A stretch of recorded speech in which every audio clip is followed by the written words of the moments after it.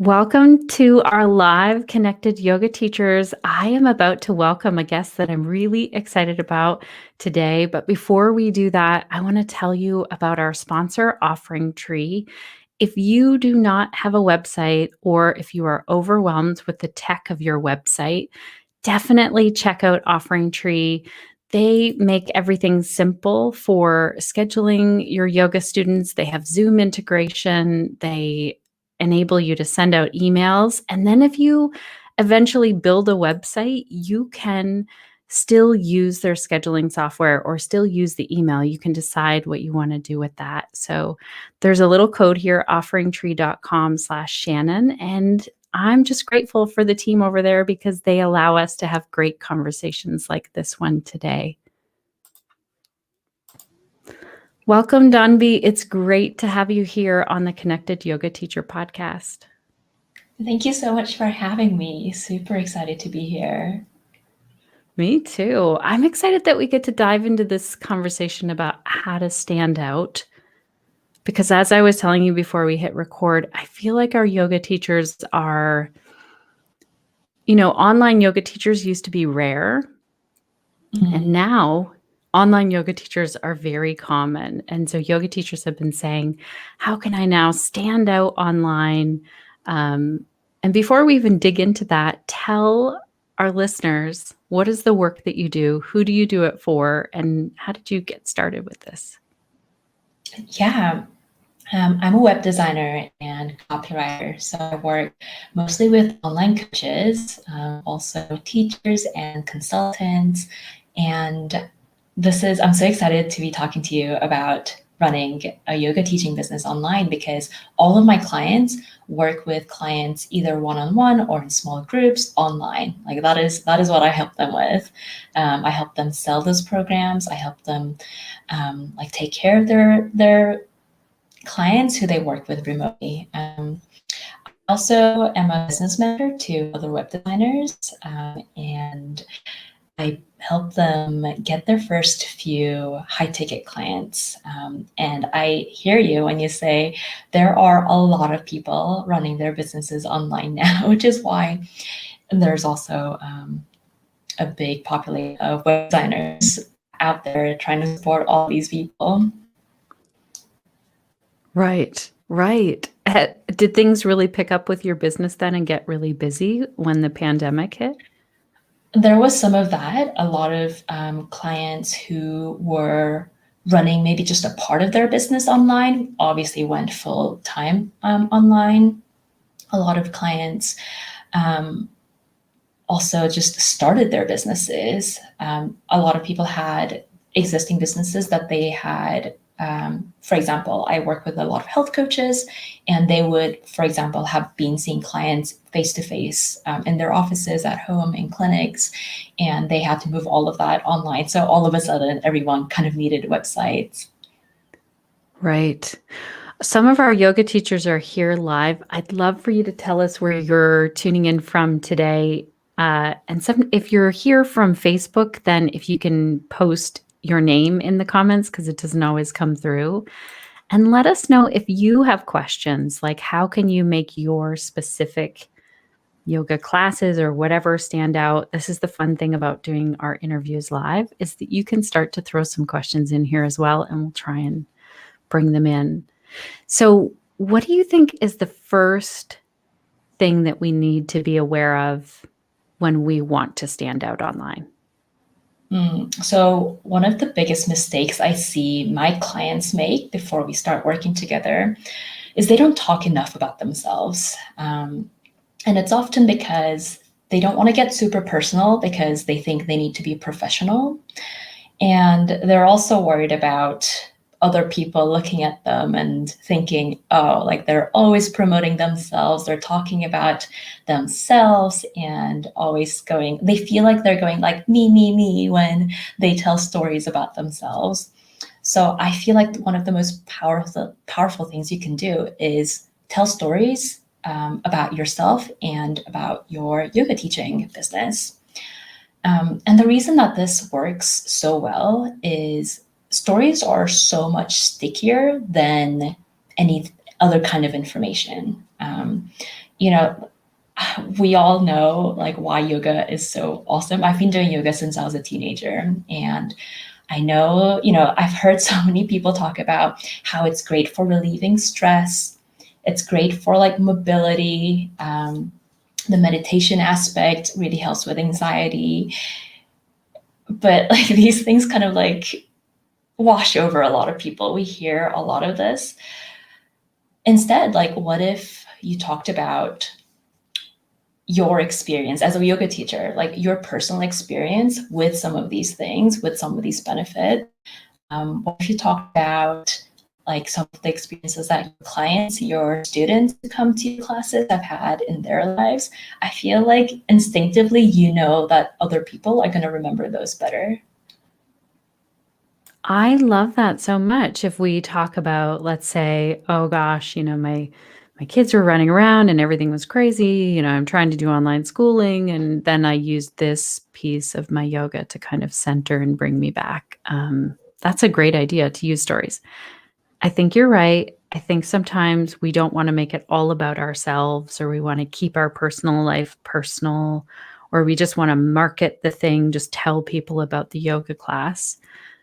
Um, are there any examples that you have where you think, okay, a story could land this? It doesn't have to necessarily be about a yoga teacher, but can you think of one in another business? Yeah, of course. I have a couple of examples I can share. So I have, because it's often easy to follow, like a process to come up with a story.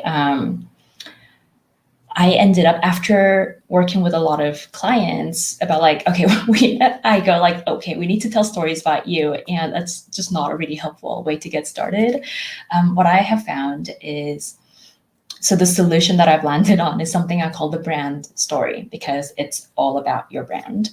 And it's about the turning point in your business that kind of explains why you work with the people you work with, like the people you help. I'm sure even if you have like a big audience of yoga teachers, there are different yoga teachers who work with different kinds of students. And for every website project where I design, where I write the copy, I spend a lot of time interviewing my client about like basically to help them craft their brand story. And the reason it works is because we're talking about why you work with the people you work with. The focus is on the people that you're helping and less on you. And I find that it's a lot easier to get that story out of them. It's not talking like directly about your, like how awesome your expertise is, like how awesome your qualifications are. It's more like how special the people you help are. So I feel like usually there are 4 big like steps to this. And I start by asking who your favorite clients are. And then we talk about a personal experience that you have had that connects you to those specific people. And then I get them to think about, okay, like this experience that you have conjured up in your head, in your mind, what did that experience like make you realize? Was there like, it can be a really tiny moment, but was there like a light bulb moment? And then what kind of like an opinion or like a new point of view did that lead to? So that's kind of like the general arc of the story that I'm going for. And I'll tell you mine because I think it's really like helpful to see like, real example.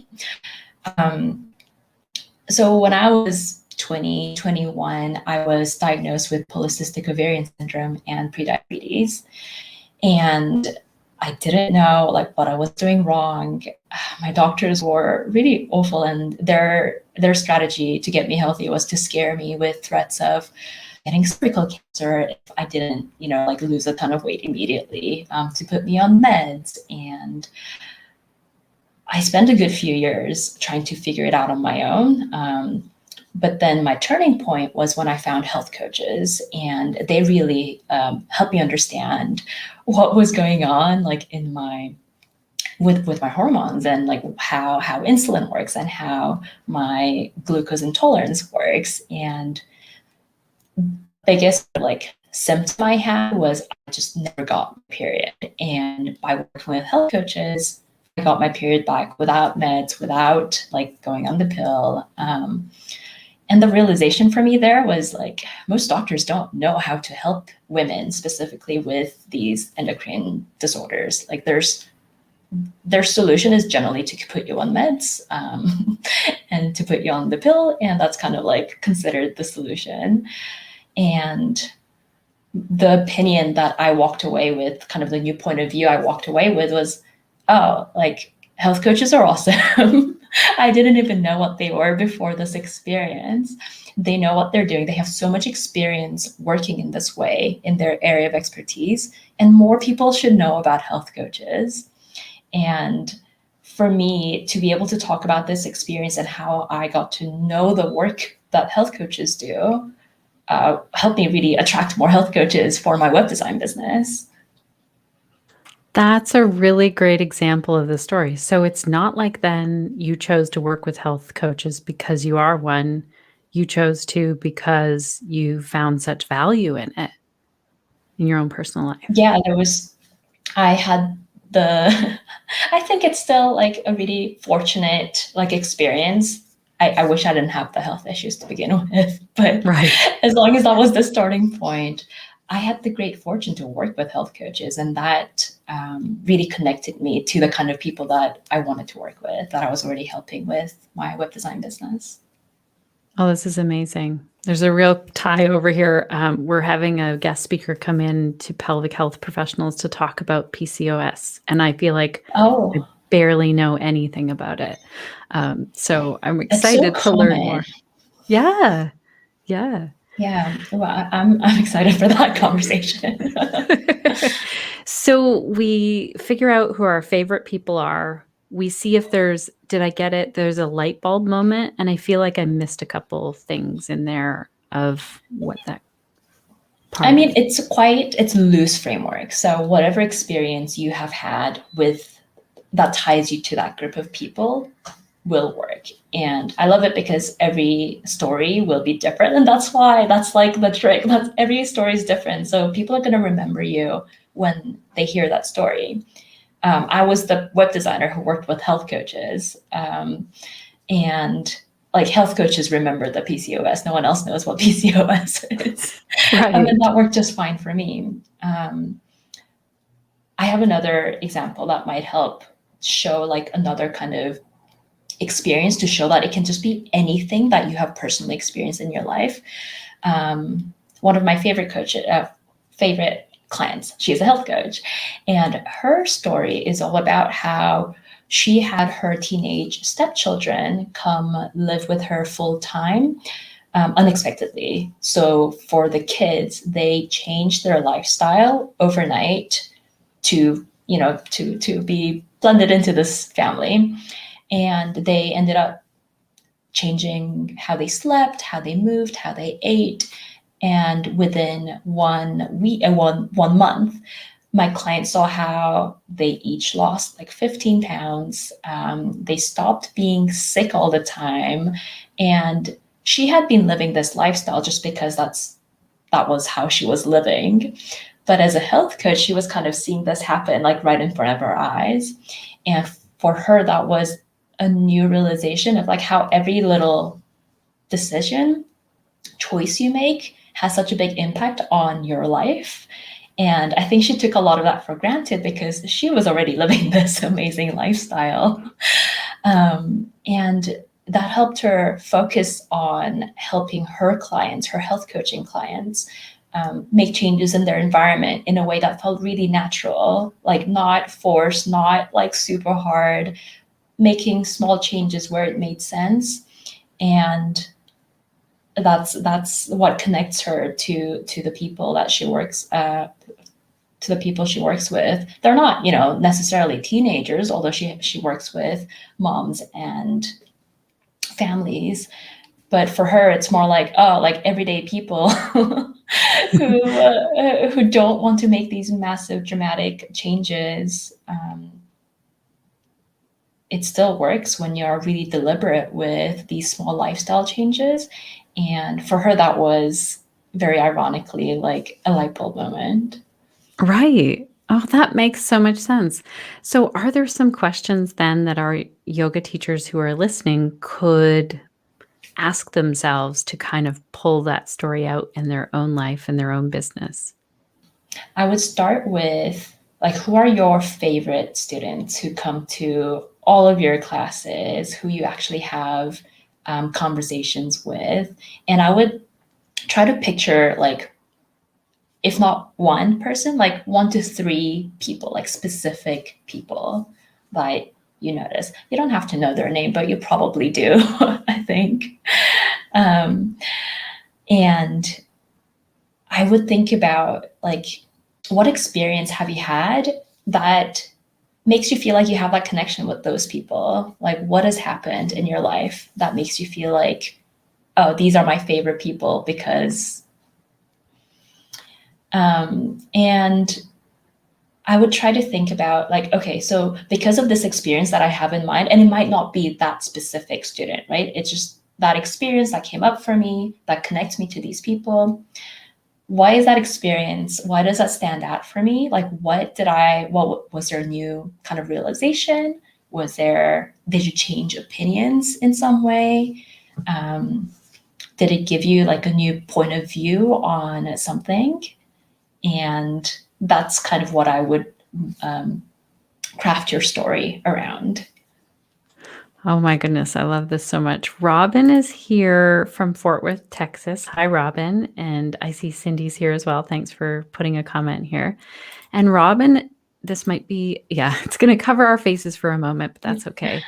Robin saying, you expressed exactly how I've been feeling for a long time, feeling social media has become nothing more than self promotion of an image or brand that's so fake.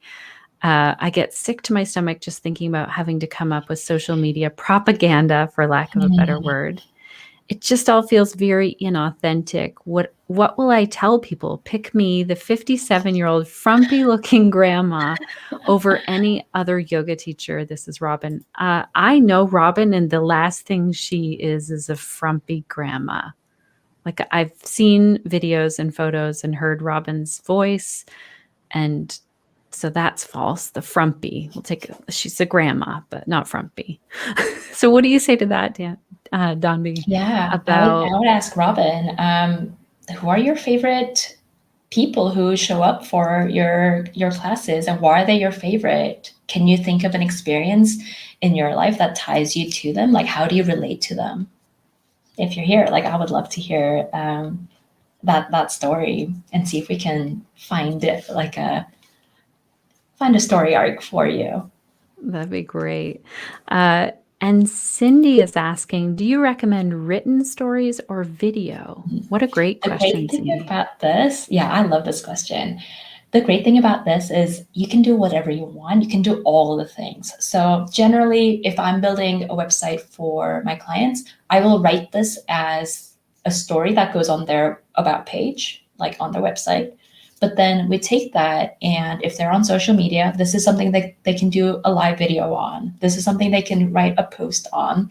Robin talked about like the social media propaganda. It doesn't have to feel that icky. It can just be about a story that you have, and the story is just, and you can have like the long version, you can have a super short version, depending on where you're using it. Um, and when you feel like you're talking about it way too much, that's probably the right amount of time, amount to be talking about like out there, because that's when people will start remembering that story about you. Oh, this is really good. So we don't just tell the story once and then that's over. We keep telling that story probably in different ways. And Right. yeah. Are there some other ways that we can stand out? I mean, I talk to our connected yoga teachers about really finding your specialty or that niche and having that highlighted on your website somehow. Do you have any tips for that as well? Yeah, I love that you're all about niching.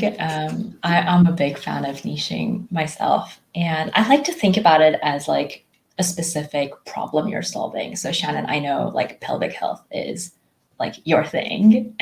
And it could be like any kind of people who have problem, right? You're not targeting like a demographic, like this is something they struggle with and you help them with it. And this is how I recommend that my clients think about their niche, to think about the problem they're solving for their people. And this is where I think stories about your clients, your students come in.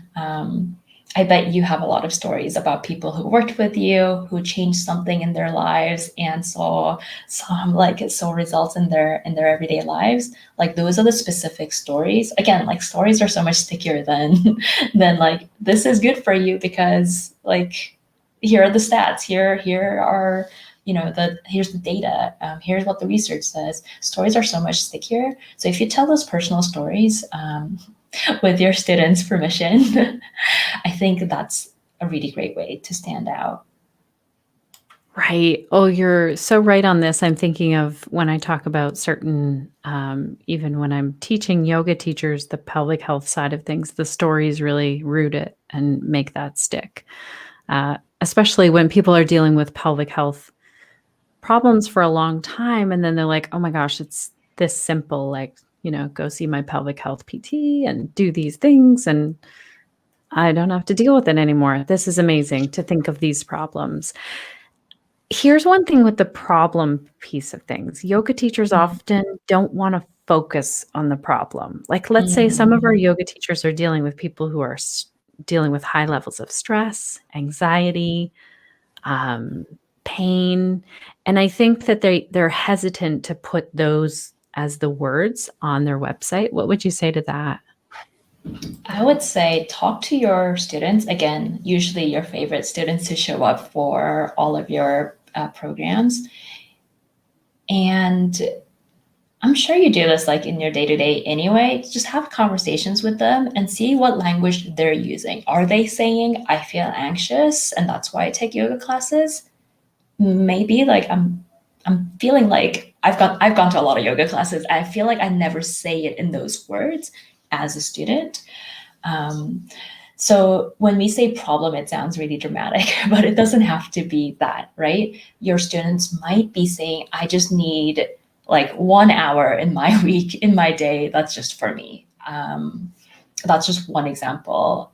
I just want to like feel a certain way. Um, and this is something that you'll be able to find out only by talking to them. Like you can't guess this. I can't tell you because I am not your favorite student. And I would try to look at it from that perspective. What words are your students using when they talk about why they're here, why they're here to learn from you? So when you work with someone on their website, do you get them to interview their favorite people, or do you do that? So often because my clients have done so much like one-on-one work, they know a lot about like the language that their clients are using. But I have also had a lot of fun interviewing their clients on their behalf.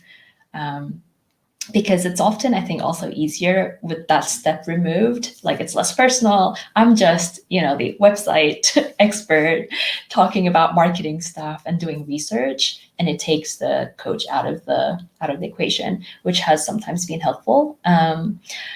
Also, what I encourage people to do is look at your testimonials.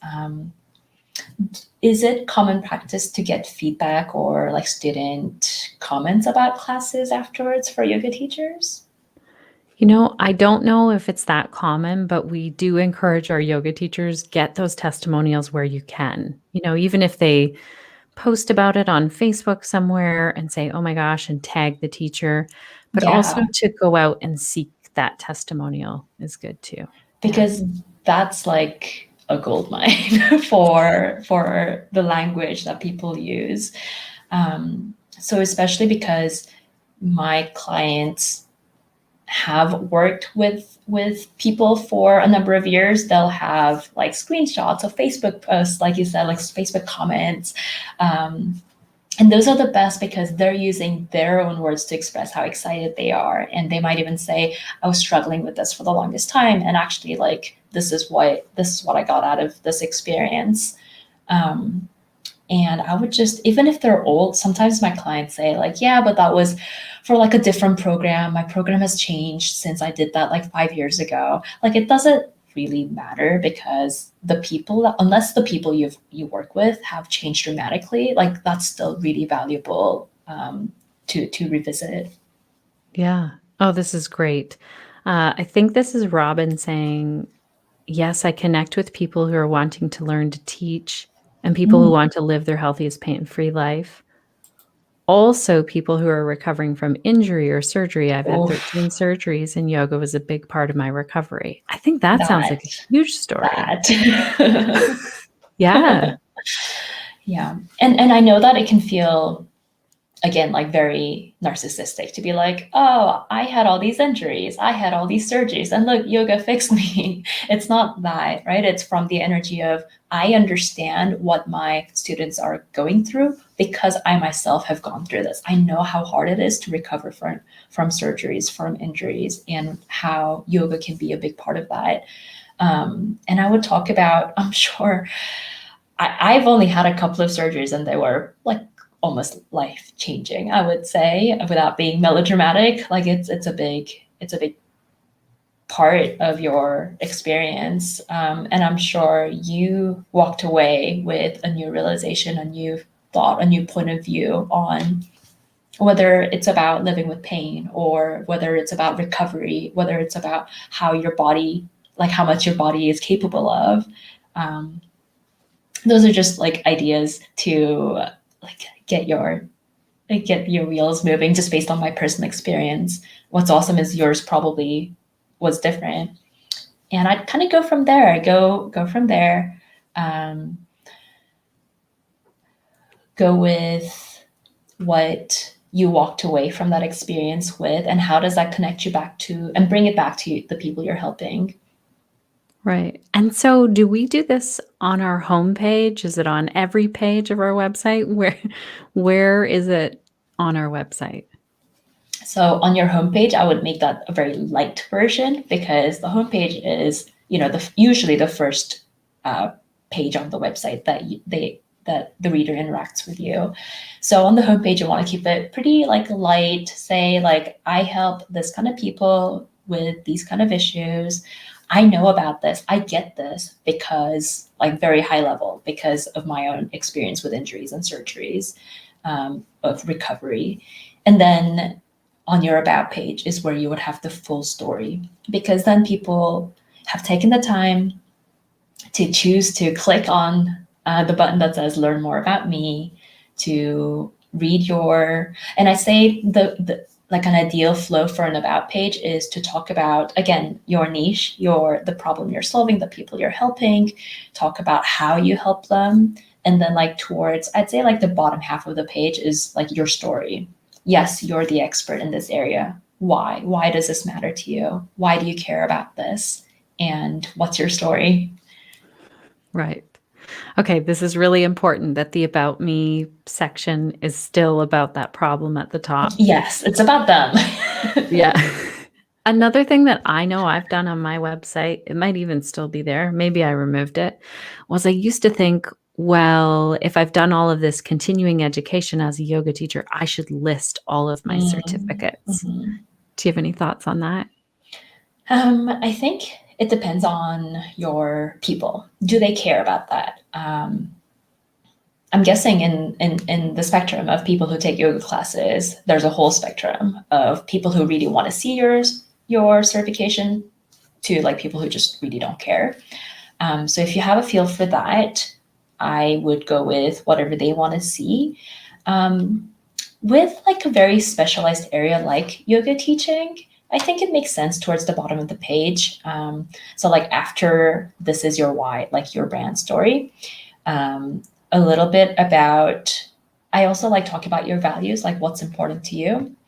And well, I would say after that's a good place to be like, these are my certifications. This is like, I think people just assume that you have the expertise required if you're a yoga teacher and you're teaching, but Right. it's okay to have a section where you explicitly call out, this is why I'm the expert, and to kind of provide that extra like layer of authority in your field.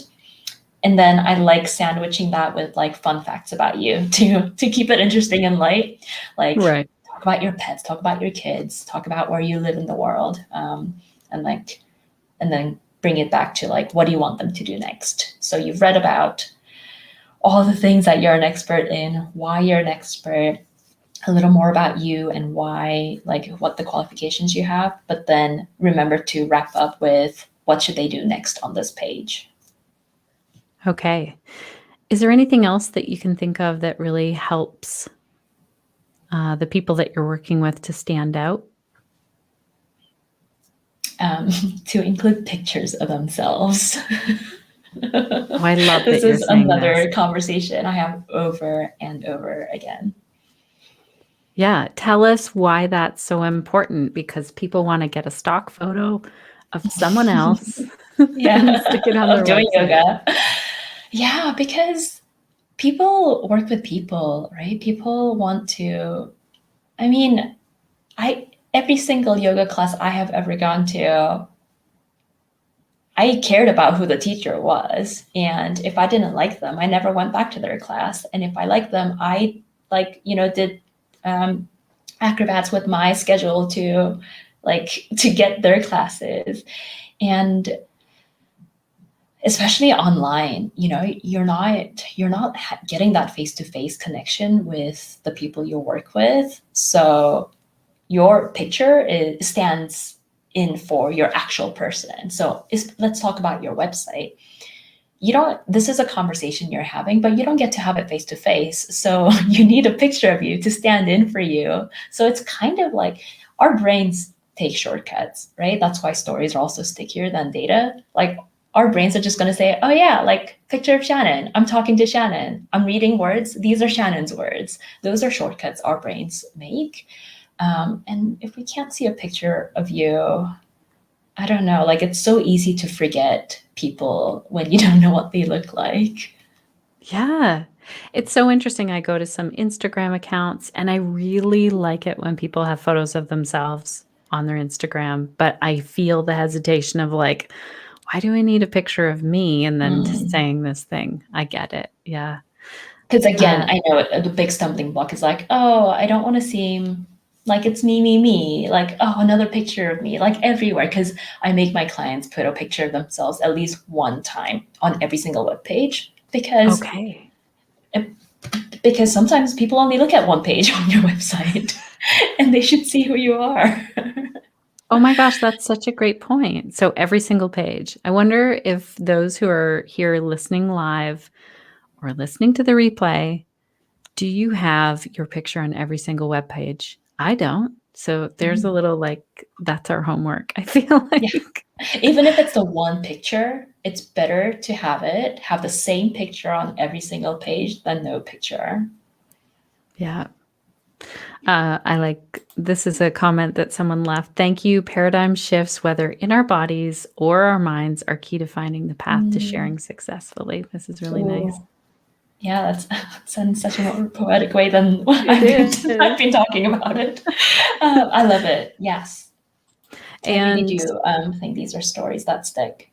yeah, here's someone else saying, I have a link at the bottom of my about page that says, click here if you'd like to see what certifications I've taken. So that doesn't fill up the page, but it's an option. That's a great idea as well.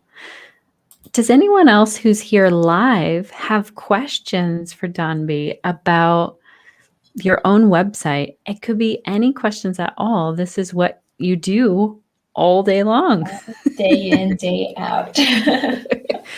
Can you tell us, before people maybe pop something into the comments here, what about updating our website? Like, I feel it with my website.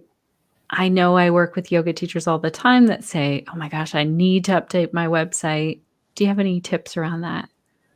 Yeah, so once your website is out there, I think once every 3 to 4 months is like a good cadence to just go in and read over your pages. You don't have to do anything. You just have to remind yourself what's on your website because that's what people are seeing. I'm not a big fan of like big updates, like to go in, every few months and do a big overhaul, because that often feels like too much. And when things feel like it's too much, it doesn't get done. I'm more of a fan of, yeah, every 3 to 4 months, go in there and like maybe you heard a client say something that really stuck with you, like a phrase they used to describe themselves. And you're like, oh, I'm going to use that in like this little sentence. And maybe that's the only change you make. I feel like unless you have a new offer, like a completely new offer that you're like a new class or a new kind of a program, your website is gonna be okay. Like you don't have to check in like super often.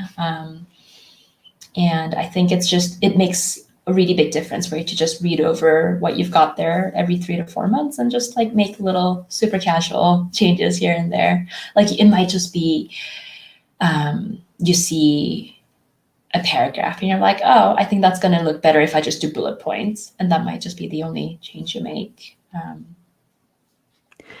Would you suggest that our yoga teachers look at other websites to get inspiration, or step away from websites and like have a piece of paper or something in front of them? Yeah, I'm not a really big fan of like looking to other websites for inspiration for your own. It just gets, again, it gets too much. Like there are too many websites out there. There are going to be so many ideas. And one of my biggest pet peeves in web design is crafting a certain part of the website just for the sake of like a design element. And that's what often ends up happening when you see another website and you're like, oh, that looks really pretty. I want that on my website. And that might not work with the content, like the copy that you have written for yourself, the message that you have crafted for your audience. And that's the other thing. The copy is the other thing. Like when you start reading other people's copy, wow, it is difficult to write like your own, like from your own voice, because now you have like everyone else's voice in your head. So those are the reasons I don't like looking at other websites. And yeah, that's why what you mentioned, Shannon, about like walking away from your website for a while, that's why I say don't look at it for 3 to 4 months. Like it's fine. It's gonna be doing its thing. And often it's hard to gauge how well your website is working if you keep making changes to it all of the time. So my maybe it's a bit ironic because I'm a web designer, but my approach is very like, let it be. You don't have to spend a ton of time on your website. And also like remember, it's just one part of your marketing. Like it's a tool. It's there to tell people about you, about who you help, about why you help them, and how. As long as that's set, like it can sit there and do its work. That's amazing. Oh, I like this a lot, that if we look at other websites, it just gets confusing. That's something I've done over the years, and I know that it doesn't feel great because you're like, Yeah, I and then want it like to you look start like that. comparing. Yes. Oh, yeah, it's really easy to go down into that comparison trap then right away. Okay, so we'll take some space away. Do you have any tips around the copy, like the words that we put on our website, in terms of sitting kind of at this blank page? Mhm. Don't write from scratch. That's my biggest like tip. So I write all the copy for all of my website clients. I never start from scratch. I use a template that I kind of put together, because I know that there is like a best practice when it comes to what has to go on each page of the website. And there's so many talented copywriters out there who offer like their frameworks, their templates. And I think some of them are so like well priced. Like it's such a, sometimes I feel like there's such a steal. Like don't start from scratch. If you have budget to like invest in those kind of templates, even if you don't work with a copywriter, I really recommend looking at some templates that are out there that are specifically designed to help you write this copy. Do you have templates? that you I do provide? not. I'm working on templates. Let us know when you get some for yoga I teachers. will do. Thank you. Thank you so much for Yeah. asking. Yeah, I'm realizing that this is a really helpful starting point for a lot of people because I never write from scratch, so why should you? The other thing I have for you is read your copy out loud, even if it's just to yourself, and make sure that you're not saying anything in any, like, there are no phrases or words that you would never say in real life. Right. I do this to my family. They really appreciate it when they just walk in the room and I'm like, I do it with my emails a lot. Yeah, that's a great idea because the experience the reader should have is like they're talking to you. Mhm. Yeah. So if everyone else wants to join me just talking out loud in your house, I live with a writer and Sean's always talking to himself as well because he's Is reading your it out partner loud. called Sean? Pardon me? Your partner's called Sean? Yes. So is mine. Oh, that's really cool. Spelled Shawn. Hmm. Is yours Mine the spells Sean? EAN. Yeah. Every spell check gets his name wrong. But Yeah. how can people work with you further? Where should they find you? I have a free resource, which I think is a great place to start if you're putting your own website together and if you're crafting your brand stories. It's called the homepage checklist, and it has the 5 questions that your homepage should answer if you want people to stick around. And you can find that at danbeeshin.com/checklist. Okay, so this one, but let me change it here. So it's just /checklist. Add that so that we have it ready. There we go. Thank you. Wow. It's so cool. I love the setup you've got going. Yeah, so I I put this didn't make together. this, but someone else did. It's great. I put it together. It's not a template, but it'll give you, it'll let you go through the questions and just make sure that you've covered all the points you need to cover on your homepage. And this is really important if you're writing stories about yourself on your about page, because usually people will find your website through the homepage, and then they'll move on to other pages. And the about page is, from what I have seen with a lot of client websites, the second most visited webpage on people's websites. And a lot of people go from the homepage to the about page. And I think this will be especially true for yoga teachers who do a lot of, their personal brands. People want to know about you. Yeah. Oh, I think that's so true. Okay, so our homework is the checklist and get our picture on Picture. every website page. Okay, I'm in there with all of you as well. And nowadays, it's not easy to get a photo shoot, but I don't think it matters. I Ooh, don't think no. anyone's looking. No. Do you want to talk about photos for a moment? Yeah, one of my favorite pieces of advice to give out to my clients is get your kid. I don't care how old they are. If they're older than like 4, they can handle an iPhone. Get your neighbor, get your partner, get someone to just take your phone and go outside, because the light is always better outside. Just get a few pictures taken. You'll get at least one. You'll probably get more. You'll get at least one. That is like more than good enough quality to go on your website. Right. Okay, this is really good. Thank you so much for your time today. It was so great to connect with you. I would also suggest that our yoga teachers check out your emails. Those are so good, and they should hop on your email list for sure. I'm sure you get on the email list once you sign up for the Yeah, checklist. absolutely. All right. Thank you so much for your time today. Thank you so much for having me. This was so much fun. Bye, everyone. Thanks for being here live.